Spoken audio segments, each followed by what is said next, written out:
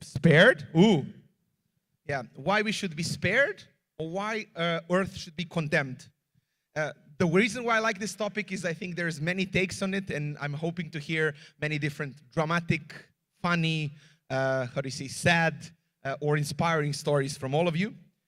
So good luck to everybody. Thank you for being here. Let's get the party started. And the one breaking the ice and the bravest person is Ananari Carillo.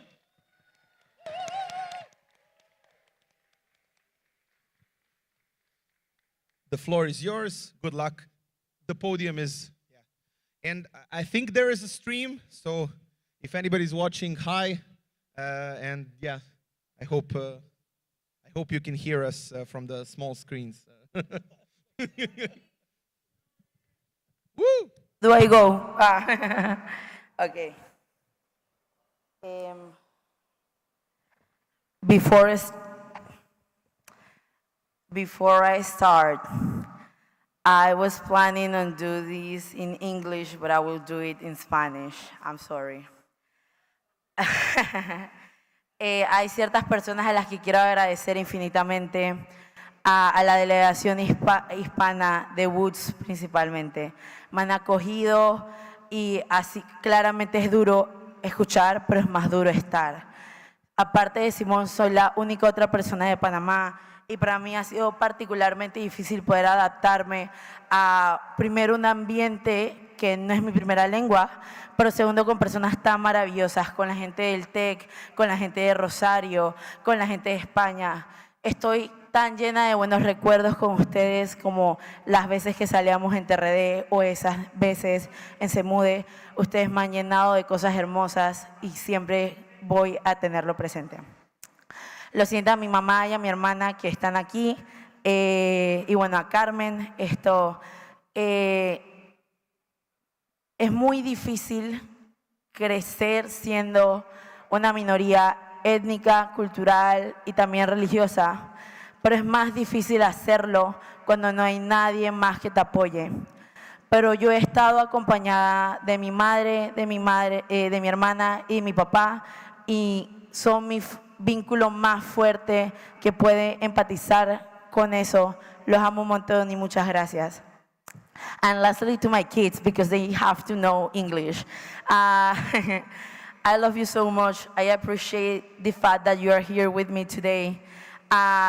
One of my biggest gifts is to teach you, and I will never change that to anything in the world. And finally, to some of my friends, a Diego, Abdiel, que está ahí atrás. Oh my God, I'm so sorry. To my friends in general, I'm a terrible person. To Zuli, to Samuel, to ladies, a Emanuel, a la Sociedad de Debate del UTP. We are a public university and we are in a final of words. So this means a lot. Yeah, I'm going to start. I don't know if I can request that every single time that a minute passes, you can clap. Yeah, great.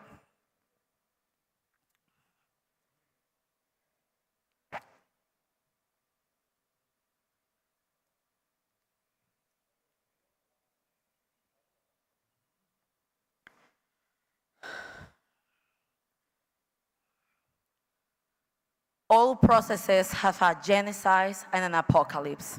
There is no way that we can save something that is rooting from inside.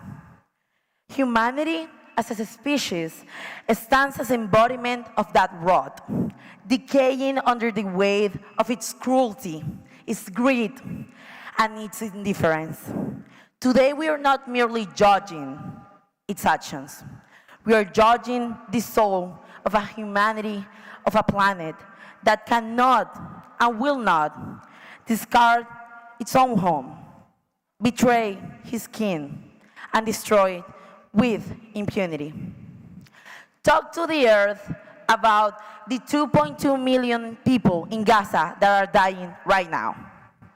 Talk to the earth about the 100,000 people in Mexico that has disappeared since the war against the drug has started.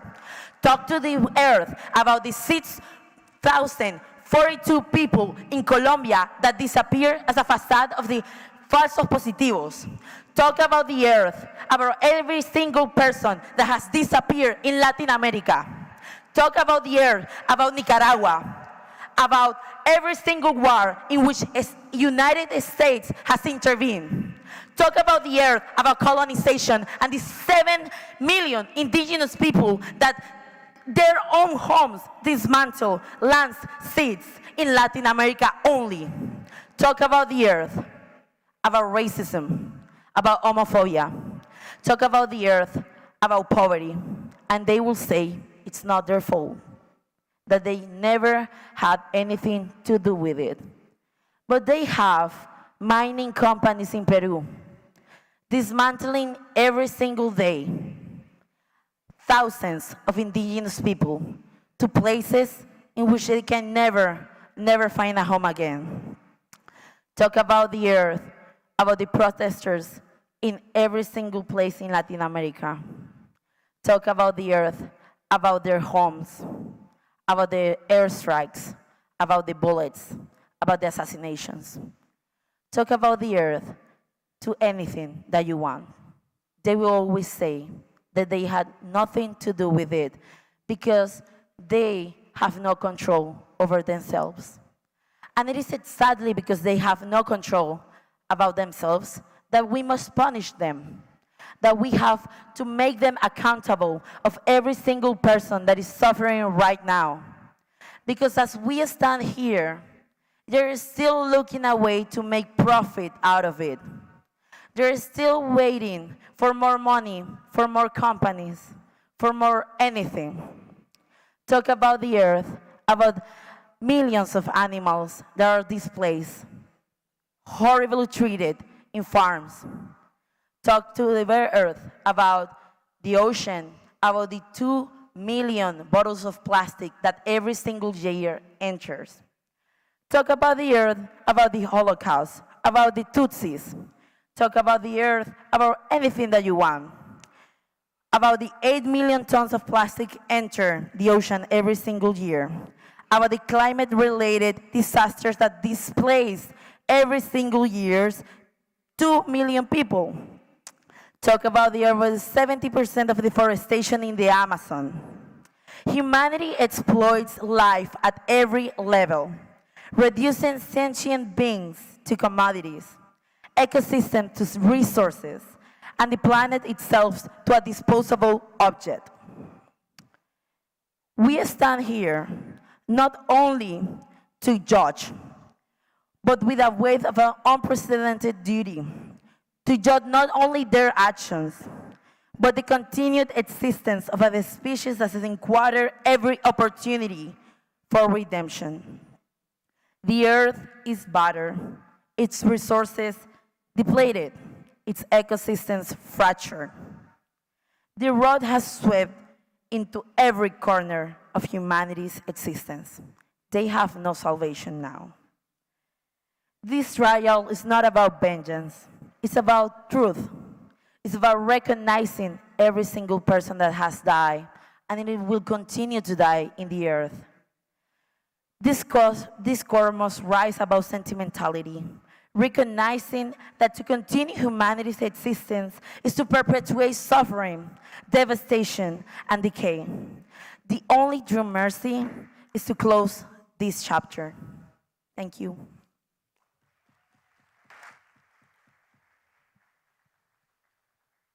Thank you very much for that speech. Now let's move on to the next person. And the second person is Daniel Scott. Woo!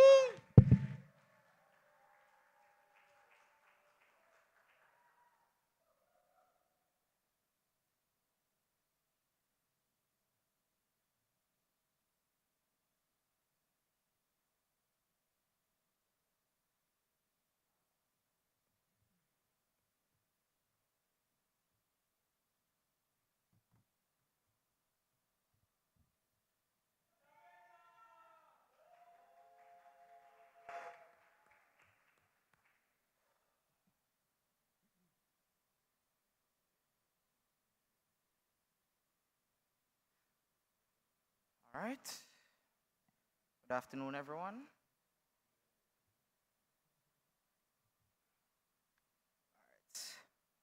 Going to begin now. Live long and prosper. My name is Daniel Scott, and I will be the prosecutor in this case before the Interplanetary Court. Now, this case is entitled Mars versus Earth, and it is my pleasure to represent the planet of Mars in front of this noble council. So, what is happening here? Earth is being tried for the crime of premeditation to colonize a celestial body, namely the plaintiff in this matter, Mars. So, before I go into how I'm going to attack this issue and prove that Earth is guilty, let me explain the situation that Earth has been doing for the past 68 revolutions around the sun, or in Earthling terms, years. So, for 68 years, Earthlings have sent satellites into space with the express goal of gaining intelligence to aid their goal to expand the population of the human race amongst the other celestial bodies. For 63 years, they have begun to gain intelligence on other planets, not just their moon. So they started with Venus, but they realized that Venus wasn't so good for them. So they turned to Mars, which is their next door neighbor, and they decided that Mars is where they want to go. So finally, they invested heavily into their information on Mars so that they could build their technology and begin their conquest into the Martian people, or on Mars rather, so that they could develop these rovers, which they sent there, not knowing that there was life on Mars actually. You see, Martians are these microscopic people that no technology on Earth could find. But what happened was these rovers would take up their homes thinking that they're just simply rocks, take them back to Earth, forcing the Martians to flee underground. This act has led to the Martians becoming near extinct, with their population going from 3 million down to simply 100,000. So, just by that explanation alone, I think most people here would say that Earth is guilty, along with interplanetary law. But I will call 3 testimonies, and 3 persons to give testimony as to why Earth is guilty. Number 1, we will ask for a testimony from John Green. So John Green is an educational specialist in history and literature who has produced over 200 lectures on the history of humanity, including their past colonial activities, interhuman and interspecies relationships throughout Earth's history, and the pieces of work that humans have produced with the intention of making their opinions and agendas fulfilled by all Earthlings. So he will testify and state Earthlings' past activities when it comes to colonialism. So what happens on Earth is that all these people from different countries and nations, they fight against each other to take over their nations, killing their one another, genocide, war, pillaging, all these things with their own people. Not only that, the animals and plants that live there, suddenly they turn these birds into these big white abominations so that they can get as much meat as possible. Imagine what happens now when they go on Mars. So he will testify on these activities, and through that, we will be able to see how they are going to be able to go to Mars and perform these activities. In addition to that, we will see a case where you are going to have the media coverage that Earth uses. So a lot of movies, books, and so on that happen on Earth have demonized aliens and Mars, keeping in fact that alien is a bigot term, wherein they are using this term to make villains out of the Martians, out of interplanetary species. Imagine you go out and just call these people aliens, when we don't even know that they exist. That is what the Earthlings are doing to the Martians. So by doing this, with their literature, they are creating this narrative that the Earthling people are in the right, while these people that they don't even know exist are in the wrong. That's so horrible. And secondly, we'll call for a testimony from the leader of the Martian people, whose name is Martha Arithios. So they are the leader of the Martian people who led them towards migrating their entire civilization underground due to the fear of Earthling technology. So when they took up their homes and businesses, they were the one that led them underground. However, due to their need to access the sunlight, along with the poor infrastructure that they had, they were unable to successfully do so for the entire population, leaving only 100,000 Martians left alive. So once again, we see where Earthlings are creating this mass extinction effect without even knowing it, leading to all these people dying for no reason apart from the selfishness and greed of humans who have misused their own planet and want to go somewhere else to misuse theirs. It is an abomination. And throughout these testimonies, we will see why it is that Earth has failed as a planet and why they deserve to be condemned throughout the entire strength of interplanetary law and get what is just for the Martian people. Thank you.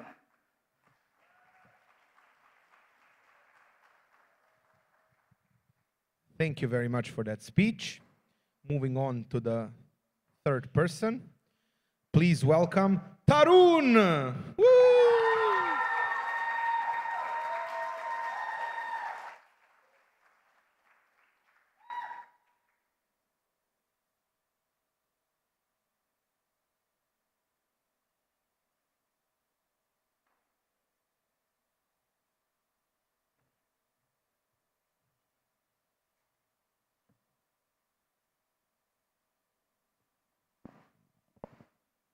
Hello?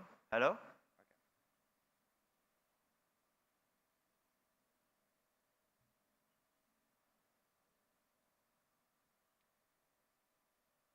Your Honor, may it please the court. When power remains unchecked, tyranny flows like a poison through society's veins.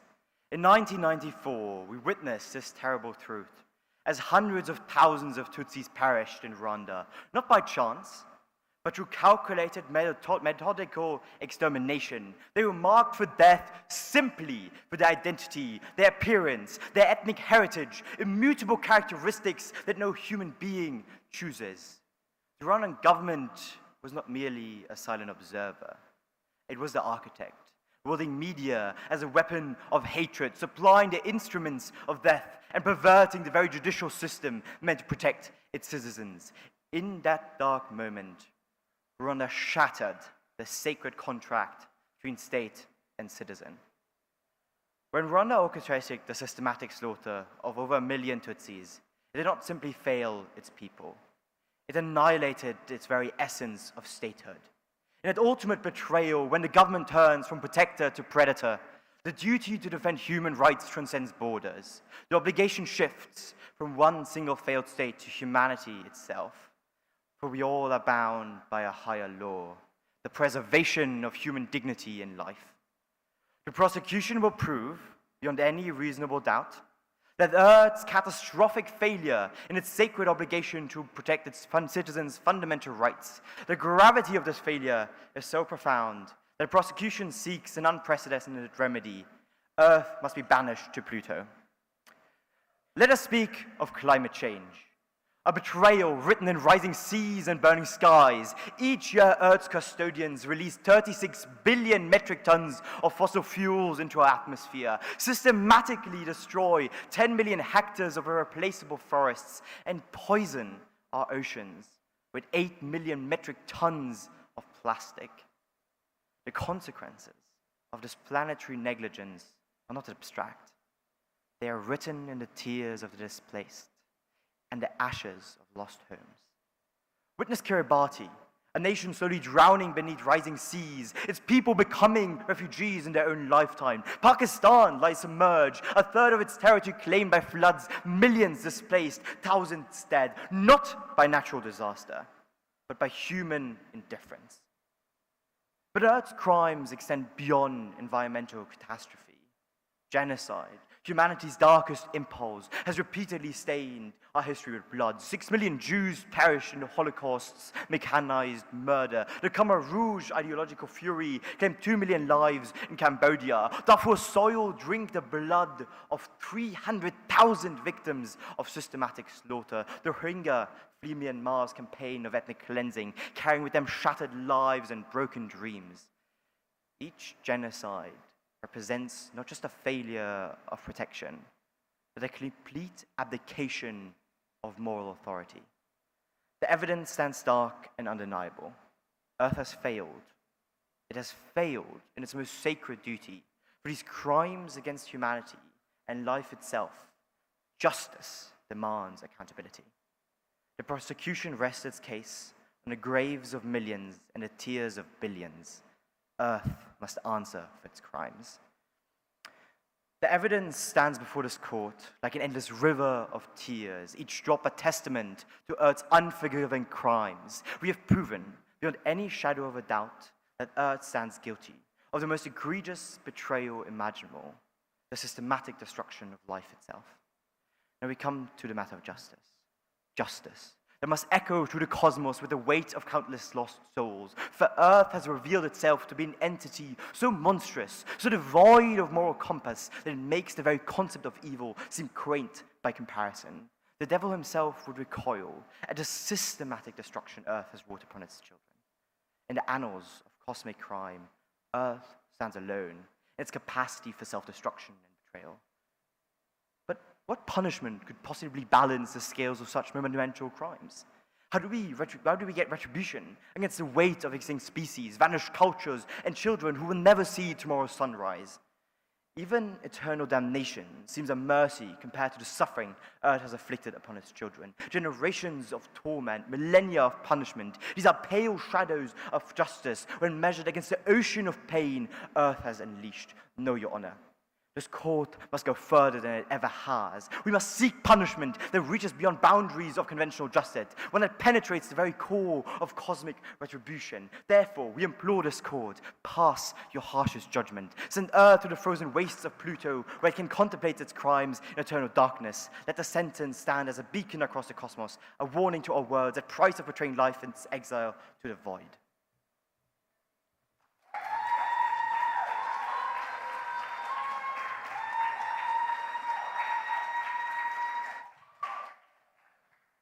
Thank you very much for that speech. Now I'd like to call upon Benjamin. Woo!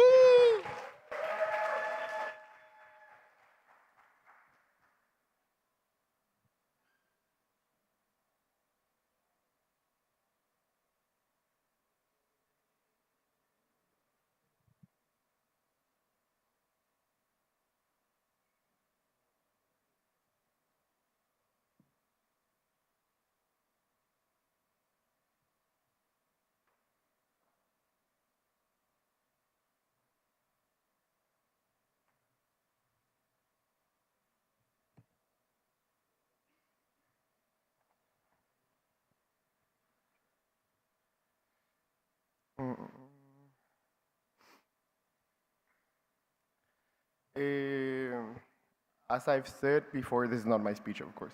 The Latin American circuit has a really strong presence of public speaking, and I think that the world could learn a lot from Latin America. We should incorporate more people from the Global South in these sort of spaces. Public speaking is usually people from the Global South, which is reflective of why maybe it's not always carried that much about, but I think we should stop that because it is a beautiful category that teaches us a lot. This is for my family because they always complain when I don't say them that I love you. You know, I love you. And I have a bunk bed, I sleep on the bottom, and arriba América Latina, carajo. I'll start my speech in 3, 2, 1. Your Honor, I stand here on behalf of the defendant for this case, Luigi Mangione. Luigi Mangione is not only innocent, but he's also the revolutionary of her. What? This is not the trial for Luigi Mangione. Okay. The intergalactic trial against Earth. And I'm supposed to be defending Earth. Fuck me.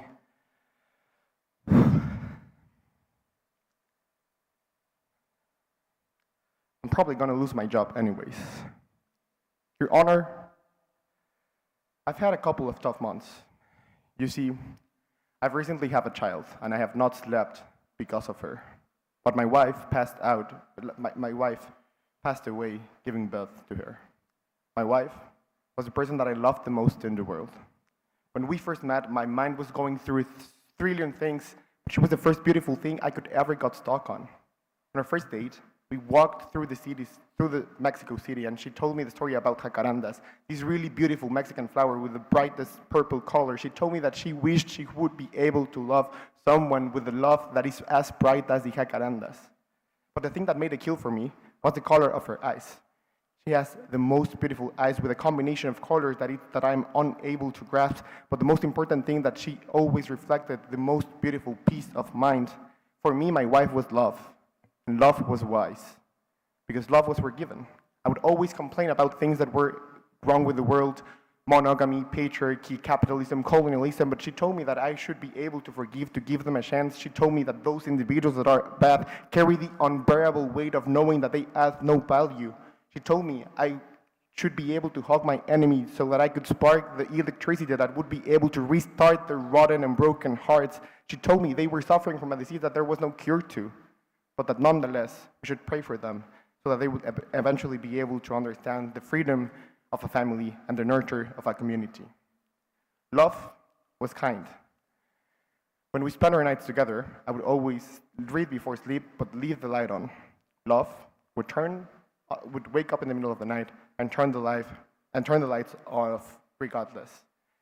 She said that she would rather listen to my stories about the books the morning after, and that just turning off the lights was a minor setback. They say life goes by in a sigh, and you have no idea how many lives I've lost because of love. I know that she would still be mad at me because I still cry for her, but I try to communicate with her and tell her I would stop loving you. I just need a million springs to come by. I will stop crying for you. I just need the jacarandas to lose their brightness. I miss love so bad I don't read anymore because I'm afraid I'll find her in the books, but I still leave the lights on. I just hope she would be able to turn her off, and maybe I'll get to spend an extra night with her. I would wish to tell you that you should end Earth so I can reunite with love, so I can hold her for a while and die with a smile. But I'm afraid I can't. You see, our baby has the most beautiful laughter I've ever heard. She doesn't laugh much because I'm always sad, but I'm sure she eventually get a chance to. Our baby has curly hair, and love always told me that if our baby looked like the both of us, that was a love letter for me, because if she was not around, I would be able to read that letter through the faces of our babies. The eyes of my baby are like her mother's. I couldn't think there would be a pair of beautiful eyes such as the ones that she has. I think it is unfair for us to prevent the world from being able to see love directly in through the eyes. How come we end the world in which the thing that loved the most exists? I am honestly unsure if the earth is innocent or not, but I am sure I would always give love a chance.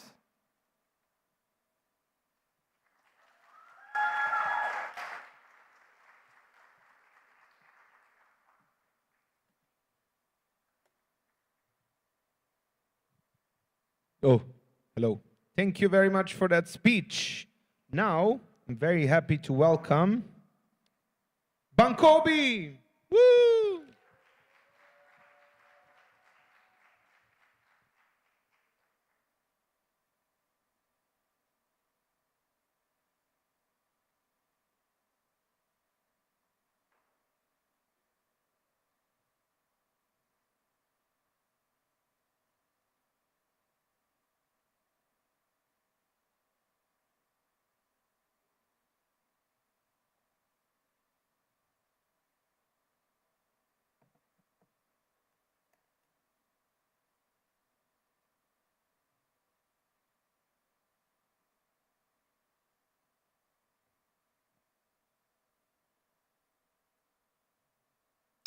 Am I audible? Confirm it's 5 minutes. Okay. Before I start, I just want to give a shout out, firstly to my patron, Mr. Ilunga, who continues to make things like this happen. I want to also take this opportunity to shout out to all the Africans out there. Not so many African teams were able to be here, so I want to shout out to them as well. And I just want to say I'm quite excited to be here. I've been public speaking ever since I was young, and to speak on a global stage like this is just mind-blowing, so yeah. Okay. All right.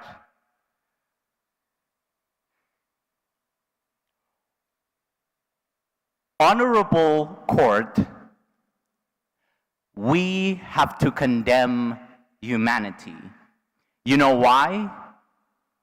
It's because humans fart a lot. Humans fart a lot, and that is why we have to condemn them. The evidence that we provide in today's court is quite simple. Exhibit A. This is a clear indication that human beings fart a lot. Let me demonstrate. Now, some of you might be wondering, where did I get these undies? Quick story, there was a guy named Griffin who was a big bully and would always make me wear his underwear. Whether his underwear was clean, I had the same question. Now, if you're looking at Calvin Klein here, stop. My eyes are up here. Ladies and gentlemen, human beings are smelly. Human beings like Griffin are ugly. He always said things like, I will spit in your eyes. I will show you to the devil's lair. I will fart in your face. Now, just to digress, have you ever wondered why bullies always describe how they will hurt you? I mean, just hurt me. You don't need to describe how you will do it. And he always had these inward-looking eyes. He was evil. He was my worst nightmare. He had a deep voice, and he spoke in slow motion. So he spoke like Mufasa from Lion King, but in slow motion. And he always said, Lionel, I am gonna... And he left it there, so I had to finish up the sentences. And I had to say things like, is he gonna punch me? Or is he gonna fart in my face again? So one day I gathered up the courage and I faced this bully. You know what I did? I changed schools. I went to a different school. And honorable court, and to all those who have been bullied, the reason why we ought to condemn Earth and humanity is that humans are essentially bullies. Everyone is a Griffin. Everyone is trying to meet their own incentives. Everyone wants to make their incentives an incentive everyone must care about. The reason why we ought to condemn, in today's case in this honorable court, if we value justice, is the mere ideology that humans are selfish, that humans are anthropocentric. For a humanity that has faced slavery, apartheid, genocide, it is a clear indication that we as humanity are but a bunch of griffins who are smelly and who continue to fart and make this world a smelly place. But come to think of it, when I changed schools, I still faced a bigger bully. Even if I changed schools, I felt tormented and traumatized.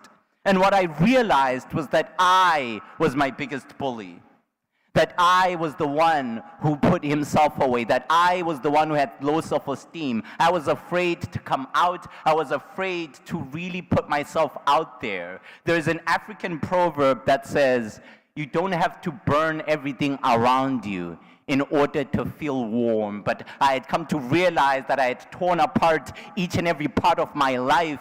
I was my own bully, and that's another reason we have to annihilate this planet that we call Earth, because we walk around in society smiling, but deep down inside we are pregnant with so much hatred, with so many problems. People are facing cancer, but walk around society smiling. We have created structures like religion where we talk about toxic positivity and that life is good, but the goddamn truth is that life is not good. They don't give you visas when you're trying to get to worlds. Life is hard. They don't care. They won't give you transport to go for socials. Life is terrible. And the truth is, we ought to let go of this planet that we call Earth.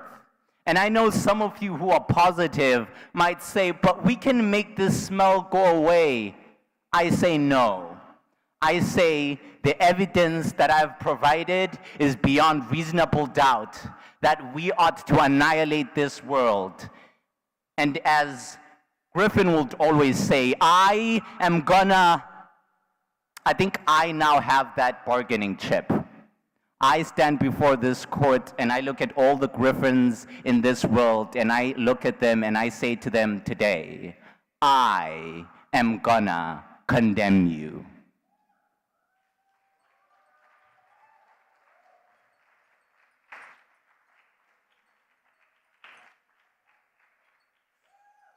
Thank you very much for that speech. So, next person, I just need to open this list.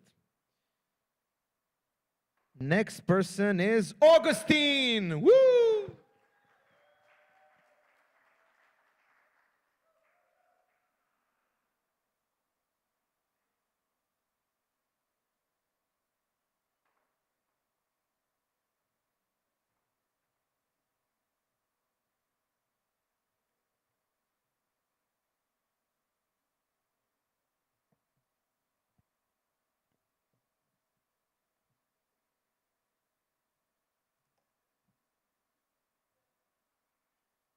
Okay.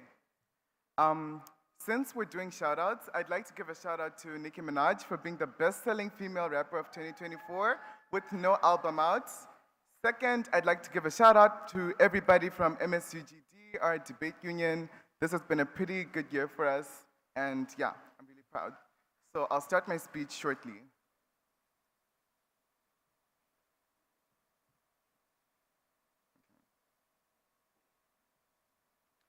10 years ago, as a law student at the University of Zimbabwe, I entered for Goldman and Sachs. Now, if you don't know, Goldman and Sachs are the shit. They're the best law firm in Zimbabwe. I was so excited to begin. So the first day, I walked over to the offices. Everything was fancy, everything smelled like money, everything smelled like it was made of gold. Now, this one day, I saw this pen, gold-plated and hidden in a glass container, and I went, wouldn't it be just and fair for me to take that pen and give it to someone who actually needed it? Because every single day, I'd see that pen. No one actually used it, but it became an emblem of this law firm. So one day, I actually took this pen because that's what appeared fair and just to me.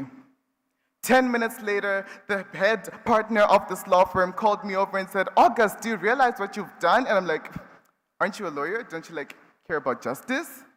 Justice means giving things to people who need them. It means taking away things that people use irresponsibly. Then he said, justice is about the law.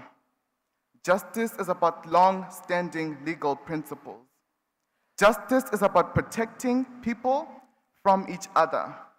If a pen belongs to me and I'm irresponsible with it, or I decide to throw it into a fire, it's not important whether someone else needs it or not, because that pen belongs to me. A long time ago, Africa faced a lot of problems with the slave trade, with colonization, and what ended up happening was a lot of artifacts were stolen. Skulls, bones, necklaces, and cloths were taken to countries that were far away. And when the debate started for whether Africa could take these artifacts or not, a lot of people said, well, Africans don't take good care of those. We shouldn't give those to Africans. As if the question of ownership has ever been one of whether one will be responsible of what they have, or whether one is going to benefit others through that which they do own. Your worship, ladies and gentlemen and non-binaries of the jury, sometimes we get so caught up in issues of what the problem is that we don't find the solution in these problems. Sometimes what's important is to go back to our long-standing legal principles, to go back to the roots of our legal systems, because when your roots are firm, you don't have to worry about how far or how hard the wind blows. So what then are our roots in today's honorable court? What we've established is that this court is meant as a disciplinary session for the planets and what these planets do to each other. Whether these planets hurt each other, whether there's been an invasion, or whether these planets are going to act in ways that actively harm other planets around them. It's not a question of whether the Earth is harming its own environment. It's not a question of whether the Earth is being irresponsible with its oceans. It's not a question about whether the Earth is being charitable enough in terms of how it distributes resources. What the question is in today's court session is whether we should hold the Earth accountable for its actions towards other planets. So let us look at what the Earth has done towards other planets. The Earth today has set up satellites. These satellites have traveled miles and miles far and wide into space. We've seen Martians.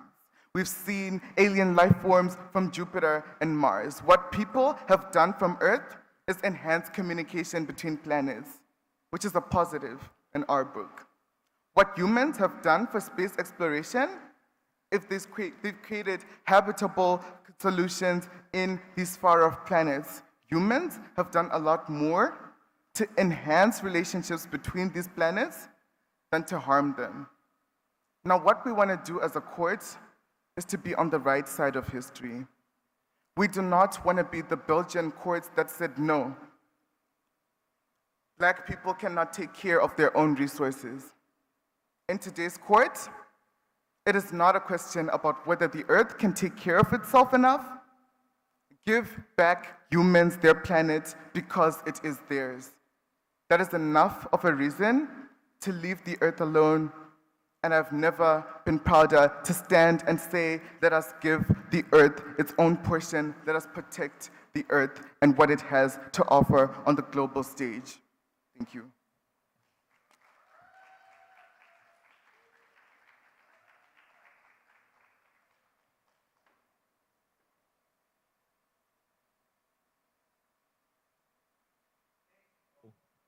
Thank you. Okay.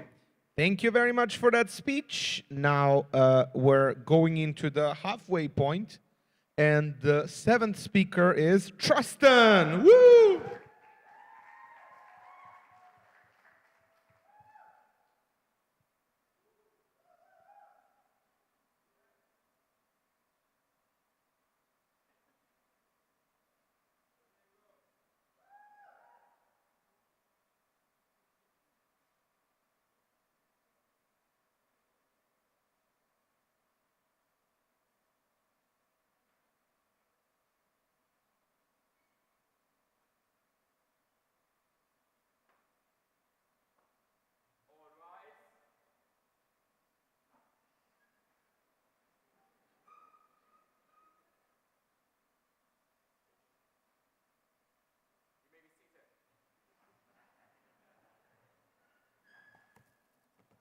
Honorable High Lords of the Void presiding.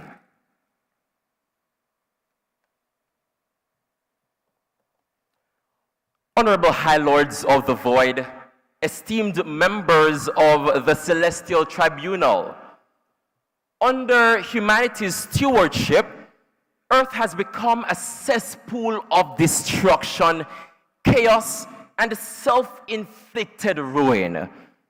Let's not mince our words. Earth is guilty of harboring a species that has proven itself to be the most destructive force in the galaxy. Earth, High Lords, is a crime scene, and humanity, they are the culprits. Humanity has ripped the lungs out of Earth, turning lush forests into barren wastelands for short-term benefits. The oceans, once teeming with life, are now dumping grounds for plastics, toxins, and radioactive waste. For millennia, High Lords, humanity has killed and conquered in the name of power, religion, and resources. Bloodshed is literally written in their history books. And even now, wars rage on. Israel versus Palestine, Russia versus Ukraine, over in Sudan, Haiti, among all the places, leaving devastation in their wake. Humanity, High Lords, has created systems where the rich exploit the poor, the strong oppress the weak, and entire communities are left to starve. while others drown in excess. Inequality is not a flaw of humanity, it is their design. A lot of what we have been doing, massacres, sabotages, etc., those are violations of Section 2 trillion, subsection 30 of the It's Pretty Obvious If You Think About It agreement. We're guilty of global warming and climate change. But Venus, you can also attest to that, can't you? Now that I'm thinking about it, I'm wondering, why am I condemning Earth when there's literally no other planet that is qualified to judge us? We're guilty of pollution, yes, and baking circular dough, cutting them in triangles, and plopping them in square boxes. We're guilty.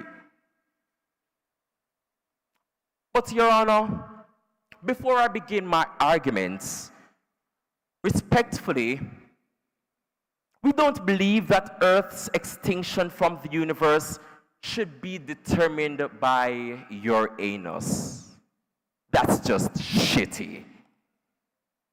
So before you decide to sentence us to planetary extinction or turn us into an intergalactic parking lot, please allow me to present some reasons why we deserve a second or probably a 1,000th chance.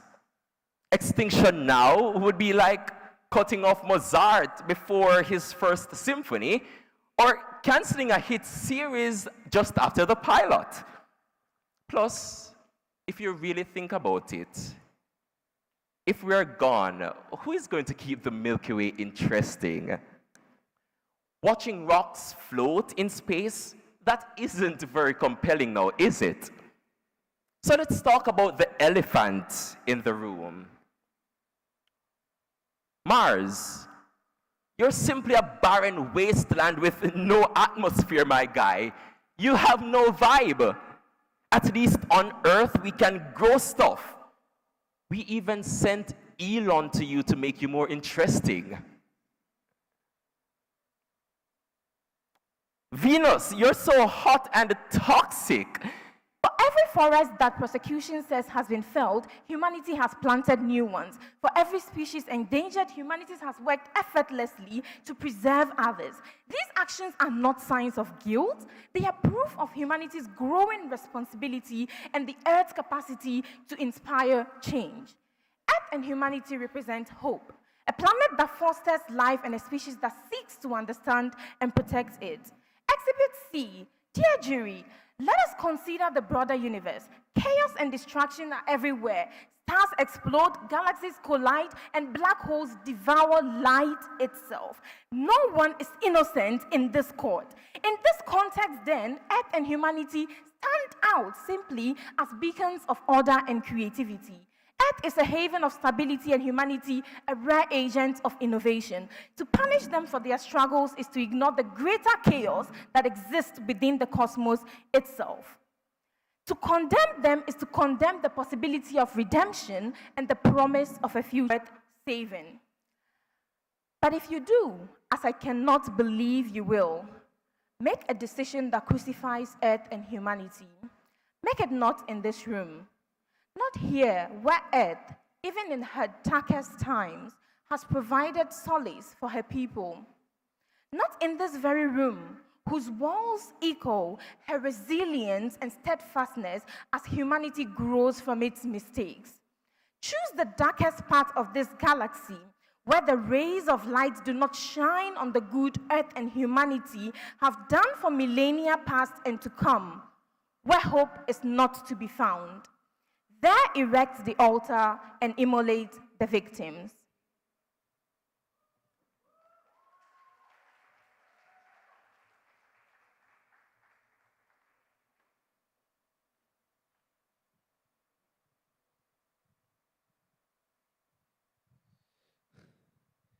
Thank you very much for that speech.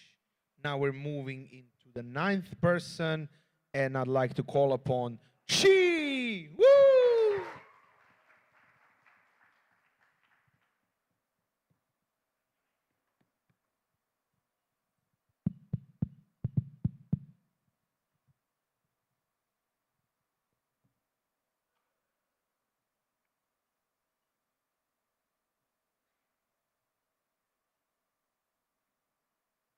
Death is sacred, and the power to wield it unjust. Now, we all know that this court has already made its decision. The earth shall be condemned. So I refuse to take any part in this theatrics within this arena. To you, the jury and the court, I do not address you. Instead, I address behind you the thousands of planets and species of the known universe. I share with you the final statement of a dying people from Earth to the known universe, to the stretches of 1,000 galaxies and the billions of planets here within. The people of Earth share our message with you in the hopes that we shall be remembered as a people who lived with hope, determination, and above all, love. The Cameroonian philosopher Achille Mbembe states, the ultimate expression of sovereignty resides to a large degree in the power and the capacity to dictate who may live and who must die. So, it is not only that we are against our condemnation, it is that we are against the very idea that this court has the sovereignty to decide that we must die. This is not an arena of interplanetary justice. It is a regime of necropolitics. It is an affront to what it means to have a life and develop meaning, the sensibilities through which we individuate ourselves, form our identities, and develop the internal infrastructure within ourselves to find value and to actualize. All of this stripped away, not by the means of our own making, but by the arbitrary mechanizations of this here court. And who does not believe that we could stand against this? The presence of this very tribunal is a specter of violence, a haunting of our helplessness, the paradoxal incorporation that tells us our death is imminent. We are going to die, and so we have already been condemned to earth to die. And how could we fight against it? Our worlds have never known hitherto such a vast and subjugative force that can destroy entire planets, wipe out constellations, make vacuums in space where before there was life. This should only be seen as a darkness, a great darkness. And so, we will not go gentle into the good night. If anything, more so than ever, we have expanded what it means to be human. We have exposed ourselves to distant galaxies. I have seen things unimaginable. Lyso crystals beaming in a nebula of a distant cloud, Traxian pendula terraforming on an underground moon, and the coasts glistening and shining from the column seas mining in the air.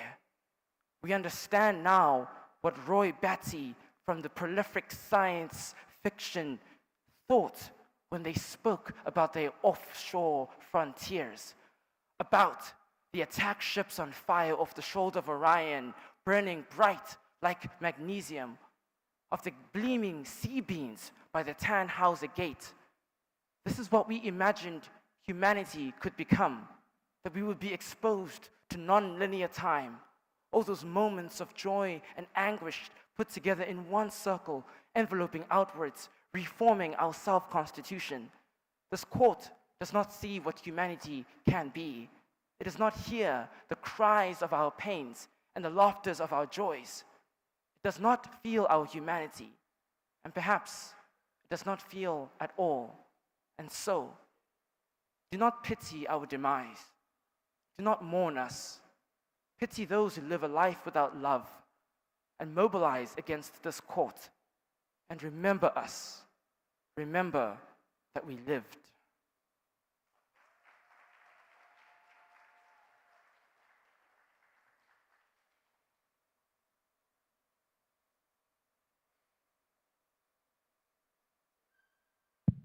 Thank you very much for that speech. Now for the 10th person of today, Tando Kule! Woo!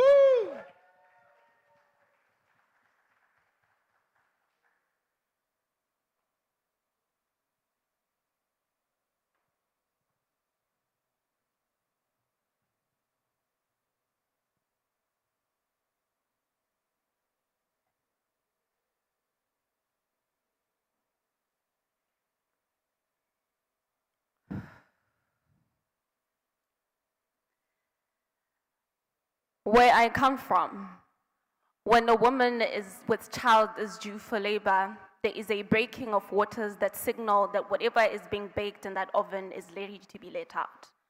You bet. The mother's figure will never be the same again. Her body is permanently marked with struggle lines that serve as a compass that points the direction towards her heart. A heart that has been stretched far and wide so that it can beat not only for one person, but for two people. Or when a bird lays an egg, if I may, when the little bird is ready to flap its wings and attempt to soar the skies, it breaks the shell so we can break free. All this to say, destruction hardly ever takes place in vain or for ill intent. We break down walls so we can build better ones. We burn fuel so that maneuvering life can be a lot less difficult. It's not all chaos. Much like when seeds break the ground so they can come all the way up to the surface and be a fruit. Ladies and gentlemen of the jury, esteemed members of the Interplanetary Court, we are gathered here today at the center of the universe to decide the fate of what we have deemed a problem child, or the egg whose shell appears to be broken far beyond repair and whose yolk seems far too small to be worth all of that trouble. What is life? Or better yet, what is leaving? Humanity believes it's taking a shot at making tomorrow a little bit better than today, building state-of-the-art infrastructure at the cost of some trees and clean air, but only because the outcome means we get better. We become better. We shoot guns only because we know we can stand the dust. We are capable of advancing ourselves to a point where most of this damage can be undone or mitigated at the very least. Sometimes, yes. Sometimes we just can't help ourselves. We take a lot from the earth more than we can give back. We make reckless and selfish decisions. We go to war with the intent to kill and destroy because we care so much about ourselves more than we care about other people. But on the other side of that page, we have people that care unconditionally and selflessly, who plant 10 trees for everyone that is lost, that take in animals who've lost their homes, that will stand in the middle of a battlefield, in the middle of bloodshed, in the middle of bullets flying left, right, and center, and wave a white flag, and urge humanity to come back home to peace, to come back home to humanity. So have we reached a tipping point? The defense strongly disagrees. See, like a teenager who's experiencing their first burst of an adrenaline rush, we need time. Time to process. Time to grow and mature enough to a point where you can realize that indeed, not all that glitters is gold. Like the mother who just gave birth, we need time to figure out how to repair parts of our bodies that have been strained and neglected. Members, for as long as there is life and learning curves, humanity will continue to carry herself through the mess and find ways of fixing it. Taking away that opportunity would be unjust. I urge you to look deep within yourselves and ask yourself if you're not guilty for breaking one too many eggs for the sake of a single omelet. If the machines that brought you to this place did not require some level of destruction. You see, Earth is just like an ocean, and humanity is at its feet, building sand castles, collecting seashells, fishing, riding the waves, sometimes out of ignorance, but most times because the ocean, like the earth, is meant to give life, and humanity is always prepared to receive it and make the most out of it, sometimes in a bad way, but most times in a really, really good way. The defense rests.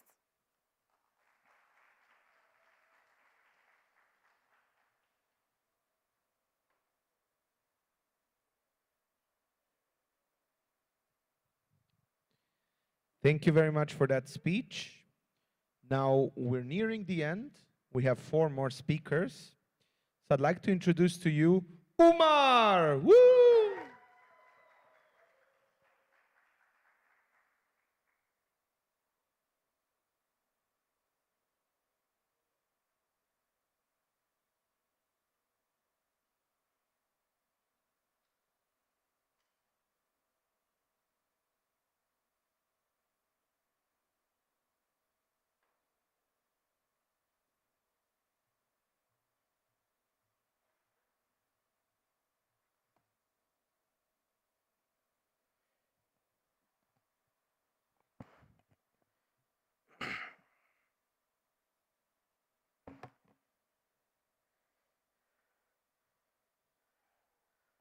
Just a quick shout out to my mom, my sister, my country, my continent.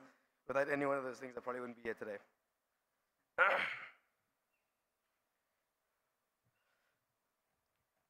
Recently, I've become quick to anger.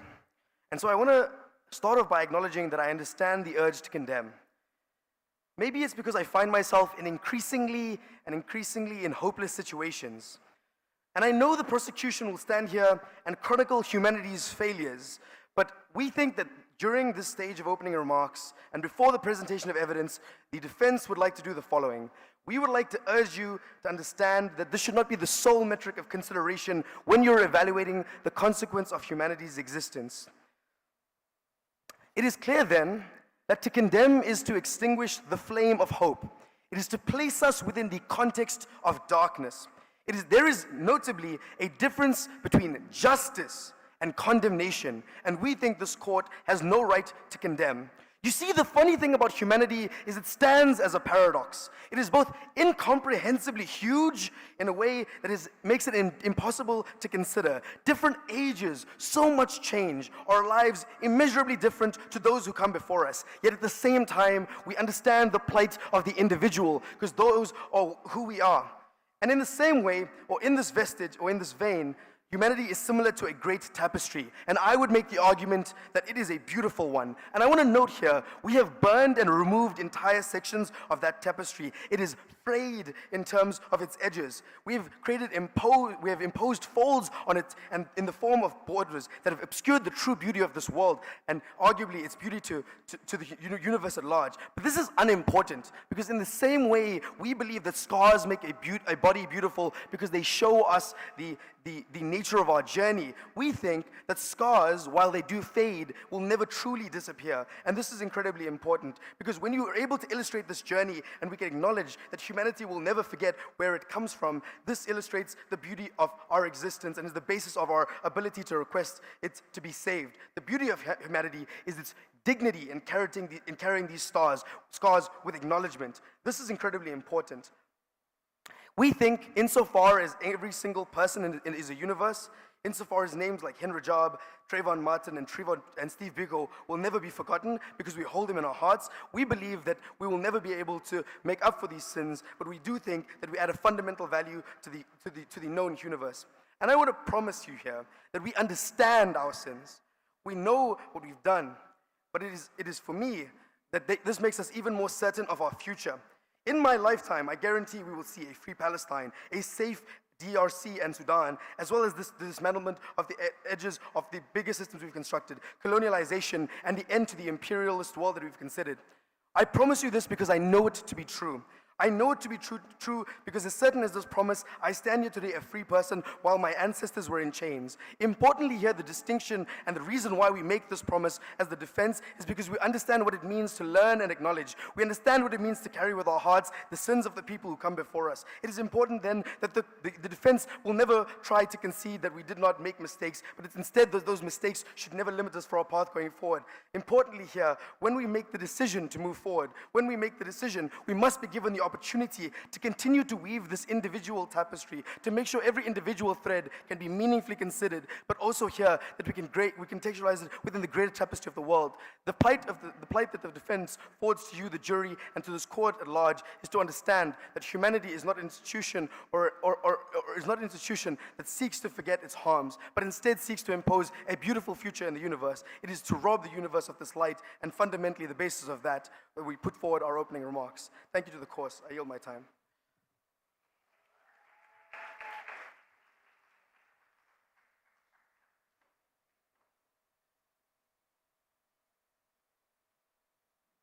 Thank you very much for that speech. We're moving on to the 12th person of this finals, and I'd like to call upon Mia. Woo!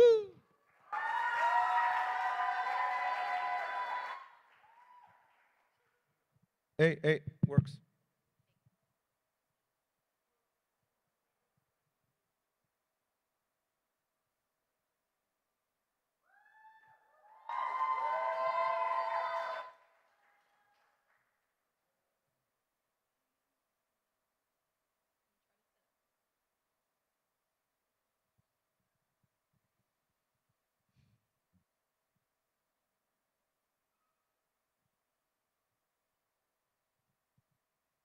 I stand here unraveled before the eyes of the universe, a girl standing before you to defend the hardest things she knows, with nothing but a love letter etched in steel and addressed to every member of humanity wedged between my teeth. Galaxy, there is something you must understand. I speak on the behalf of the client. I do not because there's a premise. Because there's a premise that it will not fail me again, but because I know what it is to love something that sometimes fails. Because I have made a promise that imperfect things are worth loving. Panel, I am soft, but I am not naive. I am a survivor of rape, a confronter of abuse.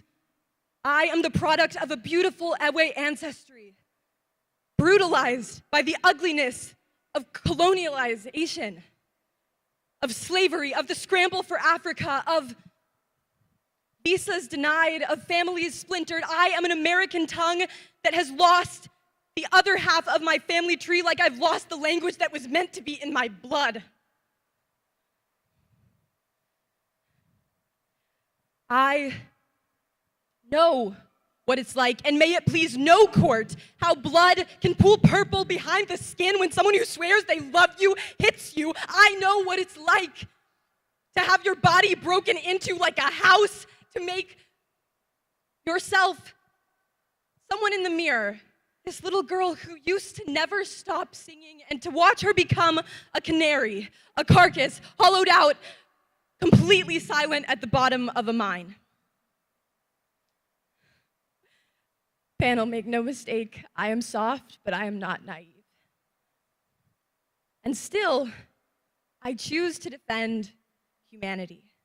When I was 17, I became a support group leader for domestic violence.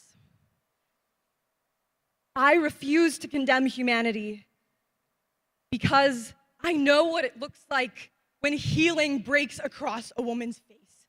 A face that has been smacked by someone she trusted to love her, to take care of her. And I know what it's like for that woman to walk up to me. A stranger sat in the right chair asking her the right questions and to give her a hug. I will remember the way she brought her hand into mine for the rest of my life. You know what she said to me? I'm really glad you're here. And there we both were. Despite every single time we wish the earth away, panel, humanity is more than an amalgamation of its worst inclinations, and the earth is more than a harbor to this species that sometimes fails. The earth is waterfall, is how sun spills over the rainforest, is mosquito itch, and the faintness of a butterfly's wing after the deepest, swirling rain. And humanity is the morning after the worst day of your life, is the fact that you got out of bed anyway. Humanity is the friend you have yet to meet, but will change your worldview and the course of your life for the next 3 years. Humanity is lying next to a perfect, broken person who clicks into the perfect, broken pieces of you so well that you are reminded you are so unfinished, but you have never lived a day incomplete. Humanity is my team sitting here watching me, and the people in this team who have reminded me every time I thought that if I dropped my voice, it would shatter, I was wrong. Humanity is the fact that there are people in this audience who didn't know I existed 4 minutes ago, who are now feeling what I feel, who come from countries that I don't understand, that I may never see, and are still here today understanding what it means to be human. I have a recurring nightmare that I am still pressed against a wall, that I'm trying to protect my little siblings and I can't, that the cruelty of this world will always overpower, that I will be helpless in the face of it. But I'm here today because I have a fucking dream, and I know that every single time humanity fails, we will meet up and we will show with each other, we will see in our faces that there is also relentless resiliency, and I believe that is something that every single day will be worth saving.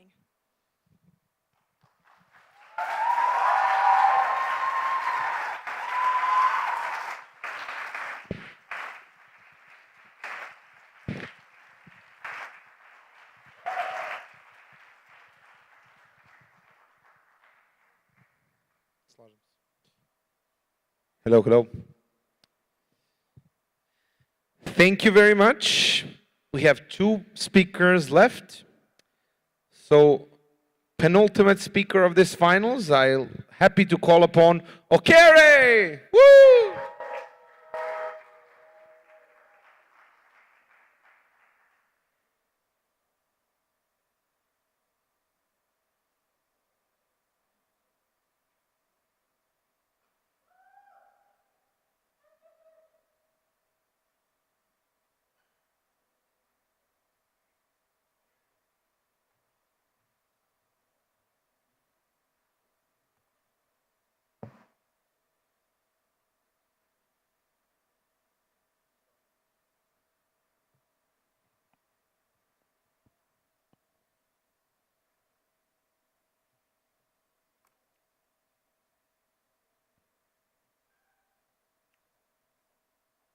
Your Excellencies, esteemed justices of the Interplanetary Court, and honored representatives of this galactic universe, we gather here not in this mere courtroom, but in a crucible of fate where destiny of an entire world, our world Earth, hangs in the balance, a world teeming with life, art, and possibility, now stands accused, its existence contested in the grand theater of stellar justice. And I stand here, the humble advocate, to plead its case.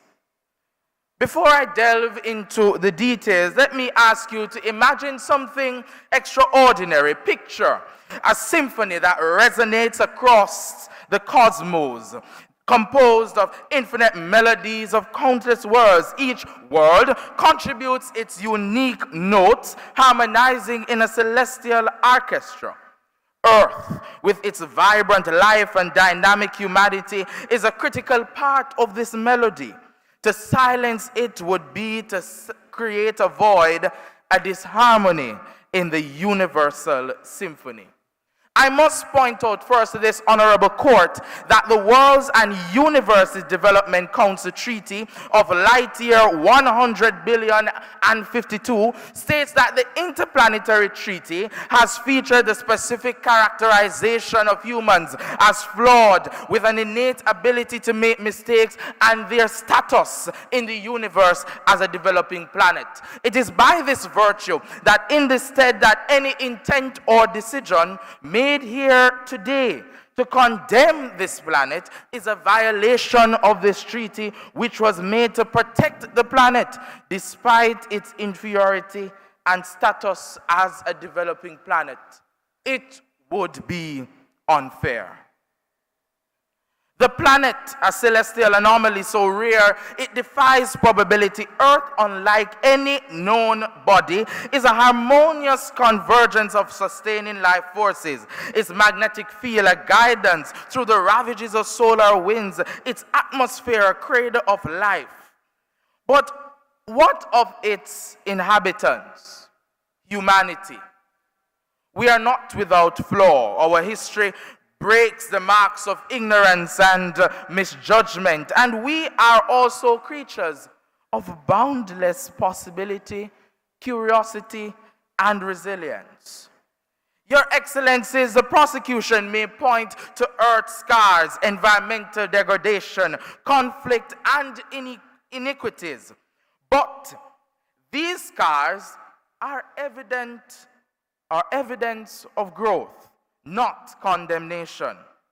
Humanity is young, a species in its adolescence, grappling with the weight of its impact and learning to wield its power responsibly. Already, we have seen transformation in renewable energy, replacing destructive practices, global cooperation addressing climate challenges, and new generations dedicating themselves to harmony between technology and nature. To condemn us now is to cut a journey short of redemption. But beyond science and responsibility lies the heart of my plea, humanity's spirit. We are poets and dreamers, artists and innovators. Our symphonies echo with the yearning of existence. Our story captures the essence of life's struggles and triumphs. Imagine a universe where such creativity is silenced. The paintings of Earth's artists, the literature of its great thinkers, the music that transcends borders, all of these treasures are of a value that no starship or invention could replicate. To extinguish Earth is not merely to end the world, but to stifle a voice that enriches the universal choir. Consider too the incentives of Earth offers a multiplicity of benefits to the galaxy. Spare is not just an act of mercy, it is an investment. Earth's relentless pursuit of innovation has birthed technologies that could benefit countless civilizations. Our ongoing efforts in artificial intelligence, sustainable development, renewable energy, and biotechnology has the potential to spark revolution across the stars. Imagine the benefits of partnership with humanity. Honorable justices, I stand here not to deny humanity's faults, but to emphasize its potential. We have stumbled, yes, but we have also soared. We are on the cusp of greatness, and to extinguish us now would to deny us the very ability to propel into the future. I want to allude to the fact that one of the universe's greatest philosophers has said that in this universe where shadows doom, these shadows loom, divided hearts in discord. We need to work together to create a universe of excellence. And Earth helps us do that. Thank you.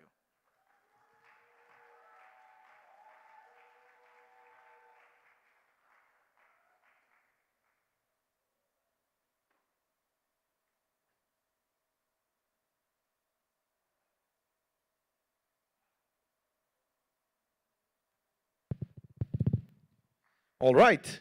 Thank you very much for that speech. Now, please have a warm welcome for the last speaker of the finals, Tessa! Woo!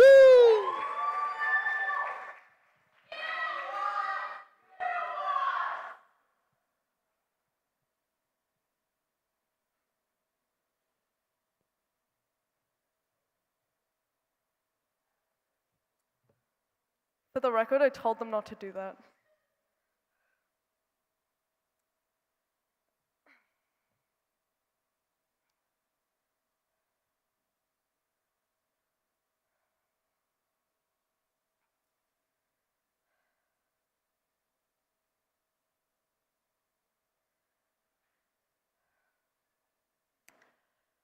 Do you remember what it feels like to breathe? Could you explain to me what it feels like to draw air into your lungs, the air that will sustain you? Because it is so much more than biology. If you lost your hearing tomorrow, would you remember what it feels like to listen to music? If you lost your vision tomorrow, would you remember what it feels like to look at art and to notice beauty? And if you were to die tomorrow, do you think you would have ever truly realized what it feels like to live? Would you ever notice what it feels like to have your heart beating? Because we're not thinking about this, ever. We are constantly lost in the desire to accumulate more and more things, to just gather things close to us and become so afraid of losing them that we deny this creativity in us. Because the more things you have to lose, the more fear you have. So the people who have the most powerful people in our society are constantly terrified.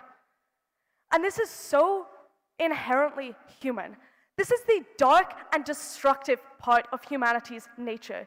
This is the kind of people who will draw borders to divide people, make rules to suppress people, and create guns and bombs and weapons to enforce this.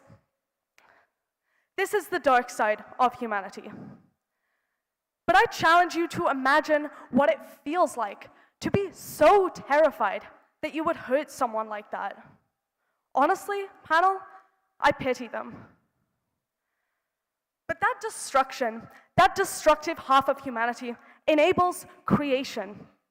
The other flip side of humanity that you would miss if you were to die tomorrow. The people who feel so deeply the need to communicate and talk to each other and express who they are, that they created the music that is worth hearing for, that they created the art that is worth seeing for. These people who created all of these things just to talk to each other, who tried to express who they were, who tried to express what they cared about, who tried to express their love and their humanity, and found no words. So we're forced to say, I can't tell you how I feel. So I ripped out a piece of my soul and I turned it into music so you could understand me, so you could know who I am, so you could know what I believe. These are the people, like the first person. Imagine being the first person to say, I love you so much that I invented poetry to tell you. And so I say that if you are terrified enough, if you are afraid enough of that dark and destructive half of humanity, if you are afraid enough of the evil in us that you would support the ultimate destruction, at least be aware and keep in mind what this will do. Because the ultimate destruction will enable the ultimate creation. If we as humanity die, we will die together. We will die holding and clutching each other, desperately talking to each other, telling each other who we are in the only way we know how. We will die singing and dancing and painting and writing poetry and screaming through all to invent just to tell each other, I am here. I am here, and I now remember what it feels like to breathe. I remember now what it feels like to live in the face of death. I remember my own heartbeat. And even though I might only have 50 heartbeats left, or 40, or 30, or 20, I feel them and I know what I am. And I want to tell you what I am so badly that I invented art, that I invented poetry, that I invented song. So if you see this, if you can imagine this and you still fear the destruction enough that you don't realize that the stories of destruction are told not in quiet rooms with dark lighting and sad voices, but told in song, in dance, in poetry and painting, if you see this and you fear this destructive half of humanity enough to not realize that its necessary other half, its necessary balance act, the art of creation, makes it so, so worth it every single time, then panel, I pity you too.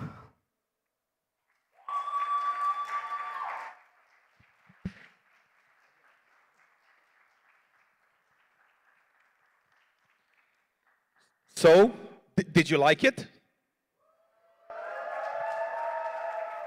No, it is genuinely amazing, and I really love to hear that a lot of people actually came to watch, because this is one of the more underappreciated things that is happening at Worlds. And you've seen people like pour their hearts, souls. We had very nice, emotional, funny, engaging speeches.